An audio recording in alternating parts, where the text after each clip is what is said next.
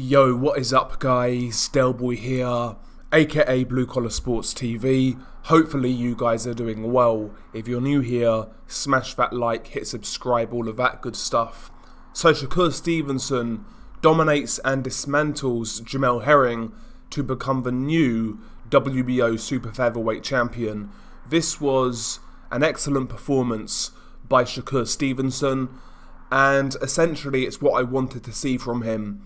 Now, going into this fight, I was surprised to see so many people back Jamel Herring in this bout. I felt going in that, stylistically, this fight is quite kind to Shakur Stevenson. I felt that he was the quicker, younger, fresher guy going in, and ultimately I saw him as a guy who basically did what Jamel Herring does in a much better fashion. So going into this fight, I was very confident that Shakur Stevenson would win, and win comfortably. However, in my prediction video, I did say that I think this is the fight that could be Shakur Stevenson's coming out party, and I said that I wanted him to go through the gears and basically really show us what he has offensively, and he did that in this fight.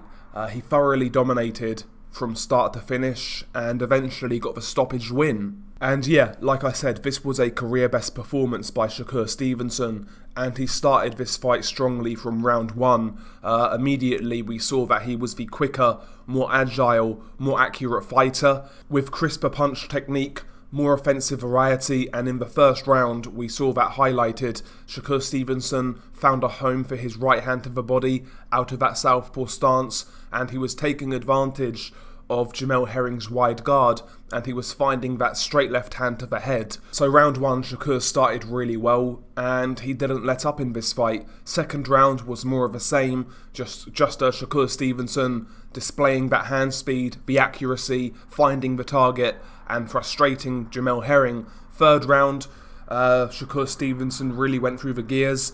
In the third round, Stevenson was throwing more combinations, more power shots, which Jamel Herring never really had an answer for. He actually buzzed Jamel Herring in, I believe, the third round with a left hand also. So this fight didn't start well for Jamel Herring. After the third round, Herring tried to be a bit more aggressive, tried to utilise that size advantage and get on top of Stevenson, but Stevenson did a good job of maintaining distance, maintaining separation, and he was walking Jamel Herring onto left hands and eventually backed up Jamel Herring, who was trying to be aggressive. And yeah, this fight really was just Shakur Stevenson taking advantage of the slower fighter, taking advantage of his mistakes, and essentially Jamel Herring got pieced up in this fight. As the fight was playing out, you could see the damage on Jamel Herring. He sustained some cuts, he was bruising, he was marking up, and, you know, Shakur Stevenson was doing a surgical job on rearranging Jamel Herring's face. And eventually, in round 10, Stevenson landed a nice barrage of punches, and the referee jumped in to stop the fight. Now, the stoppage, was it controversial? Was it premature? Maybe, but Jamel Herring didn't really win a round in this fight. He was getting caught with many shots and he wasn't landing much back. And ultimately, he was at that point in the fight where he had no chance to win. So I don't really have a problem with the stoppage. You know, sometimes you gotta save these guys for another day.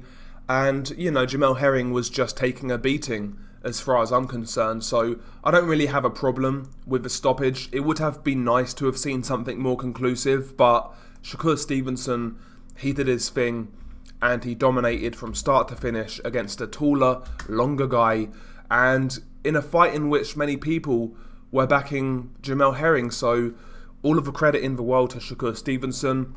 Very good performance. I was actually quite impressed, and it's what I wanted to see. Hopefully now going forwards, this is the standard for Shakur Stevenson. I want to see him go through the gears in terms of his offense, in terms of his combinations. He's got the speed, he's got the accuracy, he's got the punch variety. So going forwards, I want to see more of this Shakur Stevenson, you know, a guy who's out there trying to break down his opponent while maintaining really good defense.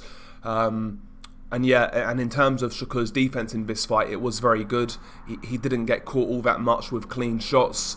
Showcased his skills in this one, defensively and offensively and athletically. So Shakur Stevenson, he becomes the new WBO super featherweight champion. And honestly, right now, would I pick Oscar Valdez to beat Shakur Stevenson? No, I wouldn't. Based on that performance, based on Valdez's last fight, I would take Shakur Stevenson to beat Oscar Valdez. But it's an interesting fight. Oscar Valdez can punch. He is experienced. So that's the fight I think needs to happen next. Shakur Stevenson versus Oscar Valdez. That fight makes a lot of sense. Anyway, share your thoughts below. What did you make of Shakur Stevenson? Were you impressed? Was it what you was expecting? Feel free to share below. Beanie Guy Del Boy. Peace.